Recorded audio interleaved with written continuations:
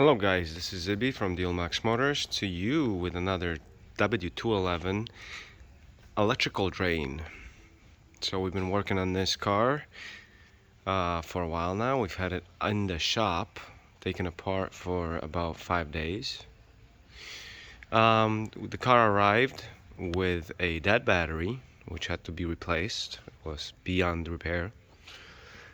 The car came here with a drain of 0.38 amp. The acceptable on these cars is supposed to be below 0.08 amp if everything is perfect, all the modules. We managed to get this car down to 0.23, 0.19, right around there. So we're using one of these clamps. Now you have to make sure that you can do amperage direct current, or because some of these are only alternating current for use at your house, right? So if you want to do DC, direct current, on any car, that clamp has to have that option. See, we're using DC. Some of the clamps are better than others. This one, it's kind of a pain to zero out. Have to zero it out every once in a while. So this is as far as zero goes. So as you see, I'll move it and it goes up by 1. Now if you're working with a 0.08, a 0.1 or 0.2 is a lot. I mean 0.02 is a lot. So you really want to have a good meter. Now if I plug this in here, I'm using my ground, you'll see a 0.25, 0.26, 0.27, depending on where you move it. The car came with a 0.38, so we really haven't done all that much.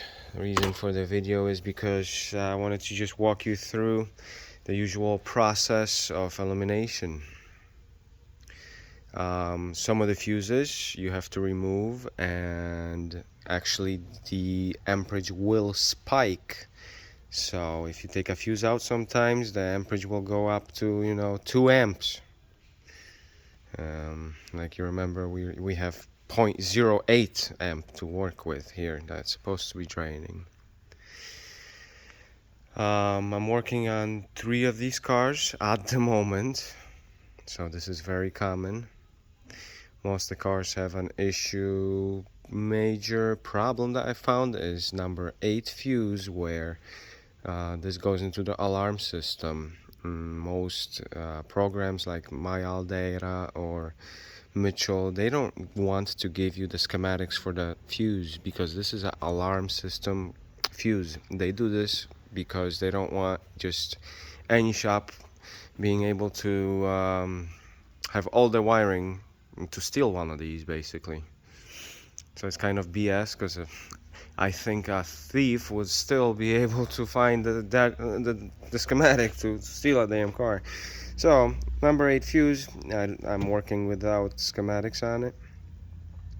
When I remove that fuse, my drain goes down to about 0.15, so a lot lower than what I'm showing right now. So we're at 2.5. So all 3 of my cars are doing the same thing right now. So there's a good chance that your car has the same problem, right? That's why I figured not a bad idea to do one of these videos. Now look at that. We're at 0.10 right away. That's okay for a 211 Mercedes. They like to eat their battery a bit. This is fine if it's driven, every 3 weeks, every month even. The battery will have enough time to recharge. Where we are at right now at 0.25, I would say maybe a week and a half, 2 weeks, the battery will die, depending on how good that battery is. That's why I put in a Interstate Gold. It's almost $300 battery there. So the way we went about this is we read all the codes. There was one code for ESP No communication to the SBC brakes. This thing has electric brakes. So that really didn't worry me too much. But we started with removing all these fuses one by one and checking the drop. Of course, once I got to 18 and the voltage dropped.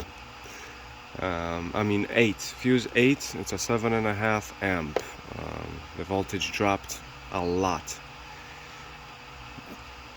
So I continued going down, nothing really changed much. Once you put that fuse in, you know, the 8, you basically wake up your car. Your alarm gets awakened and the lights blink. So you have to lock your car again, have it go to sleep, watch the meter. Your car will go to sleep and start to drop down below, you know, half amp.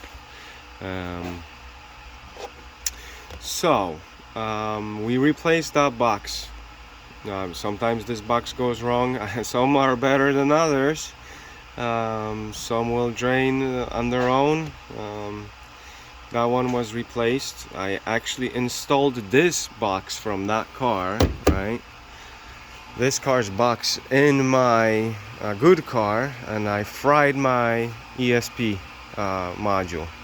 So I had to remove my module. I had to add a wire in there. One of the pins got fried actually.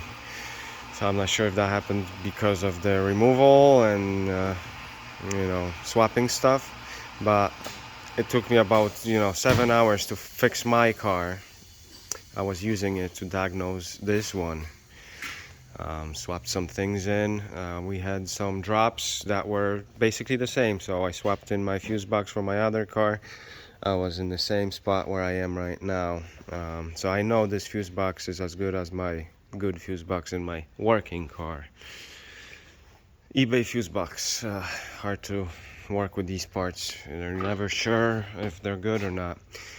I also swapped out the front box because it's not an expensive part. It can save you a lot of money. I mean, if it's an $80 box and you're gonna be sitting there digging for hours trying to diagnose if the box is good, it's just not cost effective in my case. Even though we don't charge a lot per hour, it's only $120. It's still cheaper to just drop a box in there instead of playing with all the fuses, waiting for the car to go to sleep, taking the fuse out, putting it in, you know. I swapped that out, nothing changed. I also put that box, the original one, into my good car. Maybe that's what burned my ESP module, which sits right here. We didn't unplug it or do anything with it, it just burned. So that's why this car right now, I thought either that box was bad or the back one, something burned my good car's ESP module. So now that car has both good boxes, and I am actually able to communicate with the eBay ESP module at this point. So we're not burning that module anymore. One of those relay SAMs fixed that issue. There is a fuse on my car. It's number, which number this is?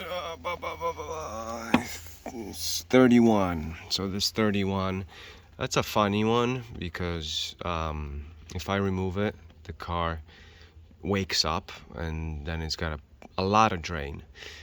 When the car got here, I did my thing. I took all the fuses out one by one, waited, blah blah blah blah blah, for it to go to sleep. When I got to this one, I put that fuse back in, and then my drain went to 0. Like there was no drain on the car, and then it slowly started building. So that was very confusing.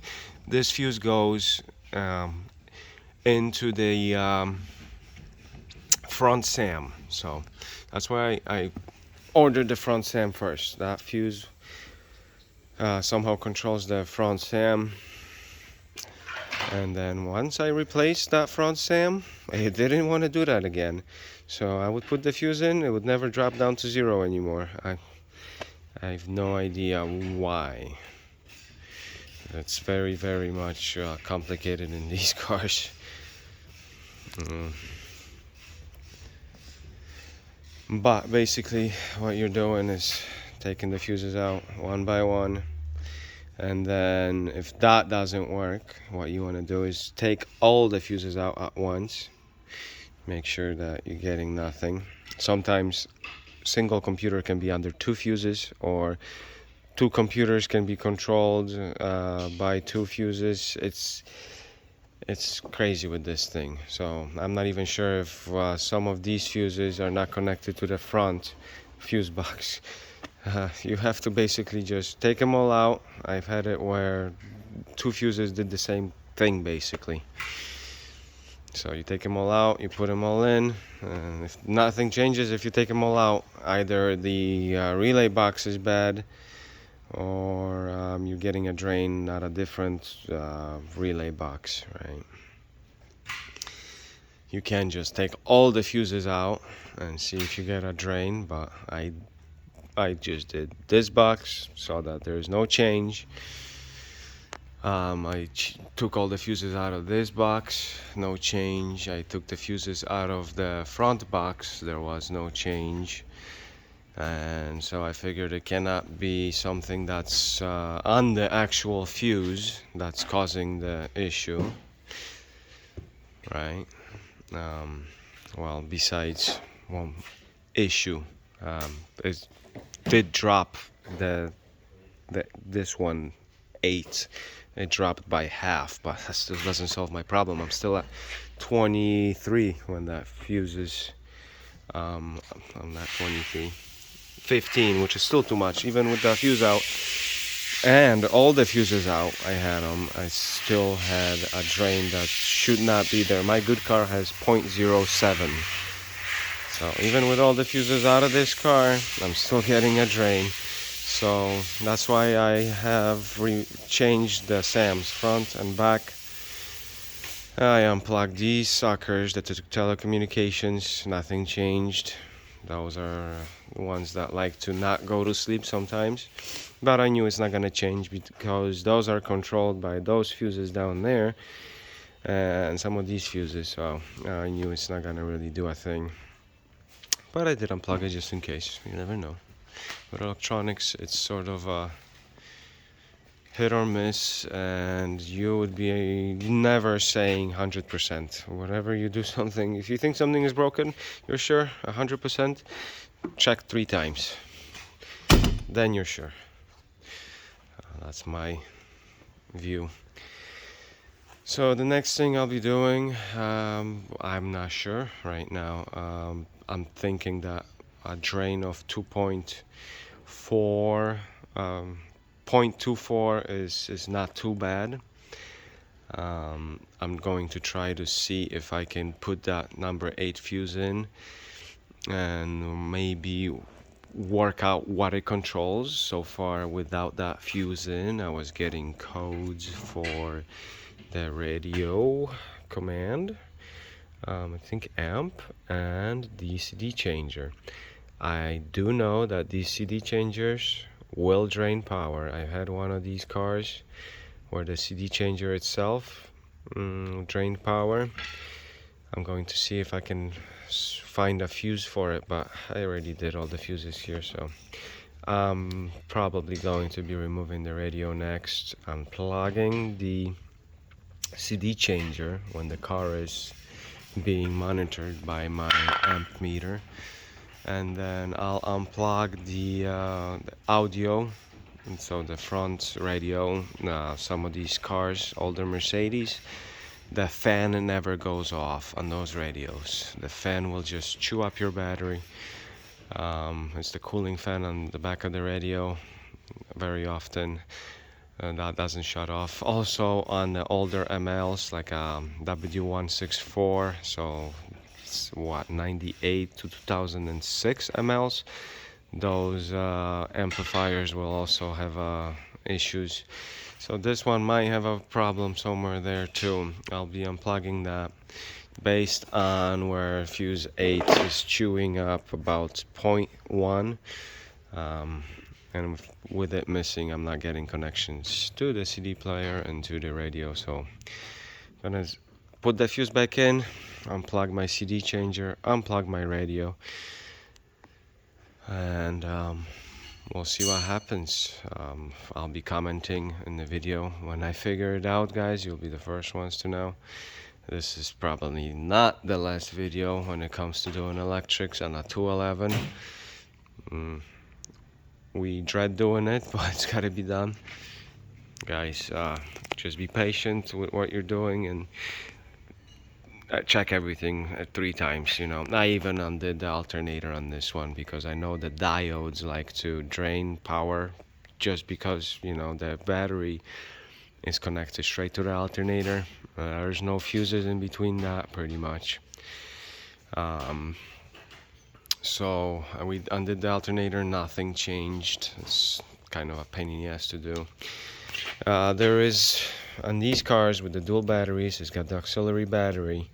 There is also a module down there in the floor that could be giving us some issues. I might have to play with that. So far we're about 12 hours into this and we're getting somewhere. We kind of know what's broken, what's not broken. We reduced the drain by about 0.1 so far, so I know one of these relay boxes was draining power. We're getting there slowly. I mean, all the other updates I'll just put in some comments. I'm just trying to help you guys out, really. It's stressful, especially for somebody that's never done this. I mean, I've been doing this for years. I always try to stay away from the after 2000 Mercedes, but I kind of got forced into it. I mean, we have to do what we like, and I like the 211s. I think you guys do too if you're here, or you're just a mechanic trying to fix your customer's car. Well, whichever one it is, enjoy your Mercedes. Take care of them. Watch some of my videos. We do a lot of cars here. We actually build custom Mercedes also. But yeah, one of these guys here will tie your hands, tie up your shop if you get it in. Make sure you're going very slowly. All right, guys. Thanks for stopping in. And again, I really do care about your comments and likes.